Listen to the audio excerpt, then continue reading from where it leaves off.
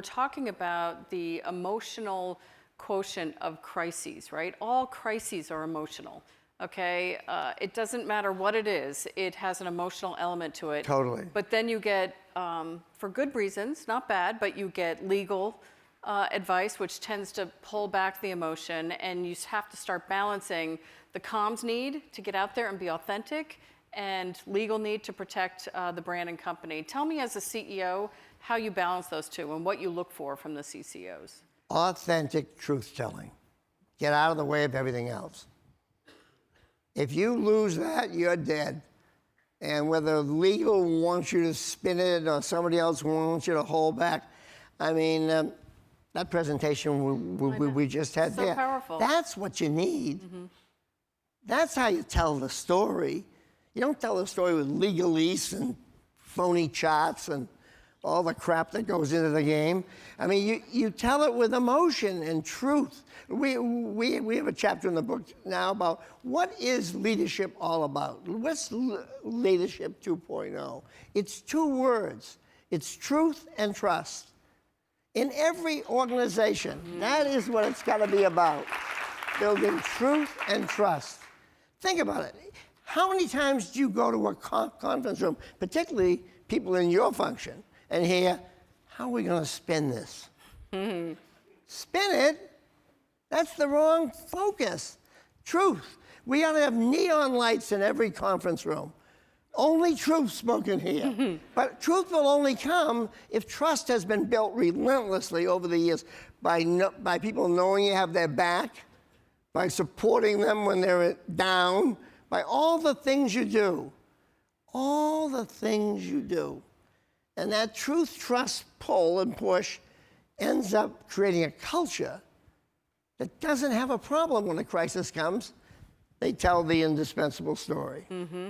So I think if you can just get a culture of truth and trust, which I thought by the time we left there we had, mm-hmm. but it took a long time because corporations, and I see it all the time, we're fighting to get it in our companies. The first, it's like the budget. They come in with a phony budget.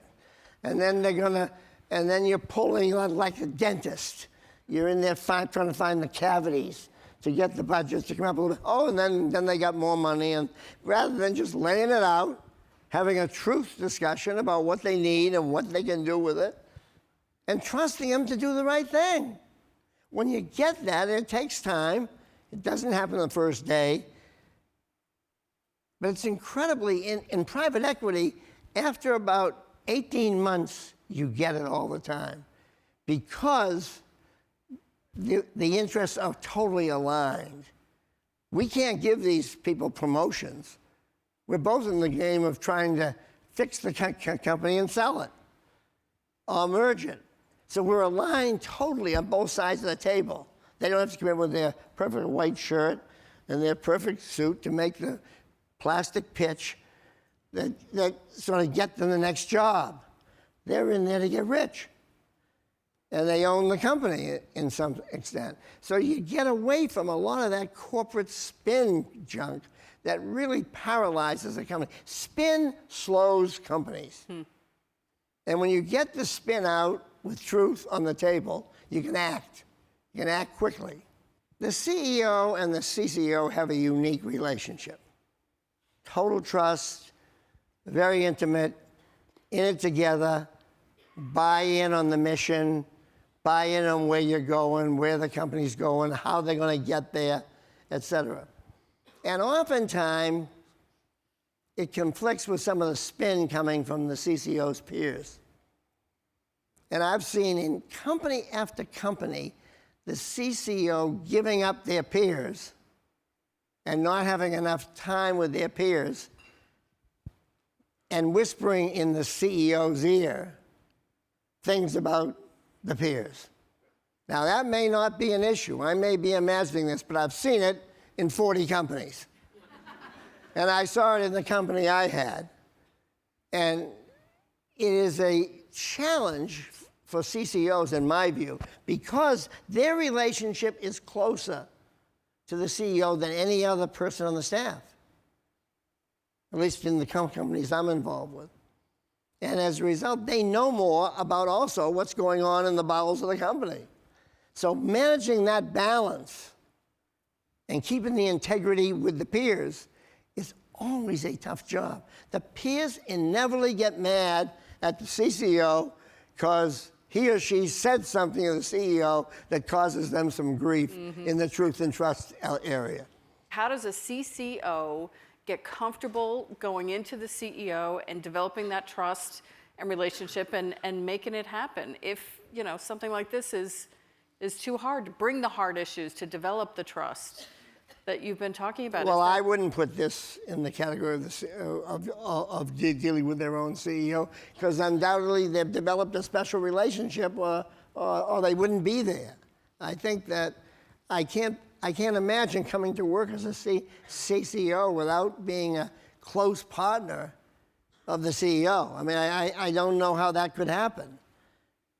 So can it happen? Can it?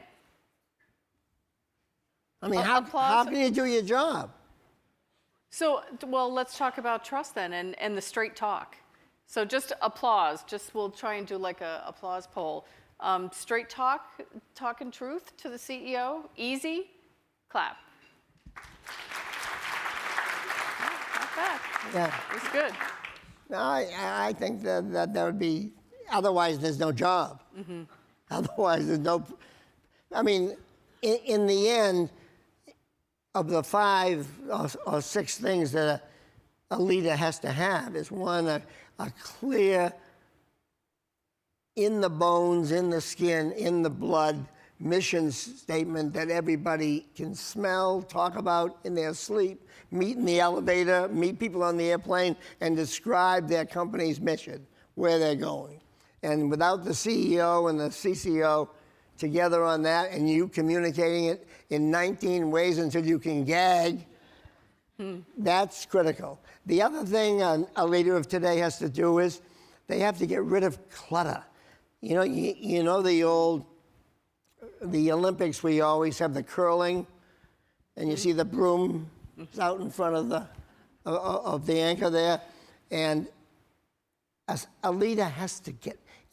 A leader can't say, take risks, do this, and then have 18 barriers. Legal, check with this, check with that. You got 15 signatures on the thing for approval. Can't have that. A leader's got to get rid of that clutter. And you've got to be talking to them all the time about the clutter that's there. Look, you're talking about doing this and this and this. How can we do it with all the things that are in the way? Approval of this, approval of that, check with that. It's your job to raise hell about it, because it's not matching, the words aren't matching the action. And when the words don't match the action, that what the employees feel, I think it's the CCO's job to scream. I can't be selling this pablum when there's a block there. You can't do it. You can't. I wouldn't hire you unless I liked the hell out of you. That I wanted to have lunch with you, I wanted to have beers with you after work, that I wanted to hang with you. And that overwhelmingly, and I presumed that you were bright and all that, but I really, more than anything, really liked hanging around with you. And that would overwhelmingly be the issue. And I thought you had good judgment when we talked, but mainly, I don't need 3 things. The first one is so overwhelming to a person like that. Joyce Hurgan, who I had initially, and some other people, loved baseball. And our first interview, we stayed up till midnight talking about baseball, stuff like that. I mean, hanging, people you felt you could trust. I think the CEO's got to be a brother or sister with that person. I would hope you all have that relationship. And it sounds like many of you do. But that overwhelms everything else to me. You are in many ways. Now, that said, in today's world, you've got to have some MasterCard thinking that brings an analytical skill to the game if you want to be in the frontier of things. Otherwise, the thing I just gave you was the one that would be the perfect fireman. Trust beyond belief. Now the question is, do you have some of the skills of today's CCO? And I would have to ask you a few things like that. What you would do to use data and other things to make us more effective.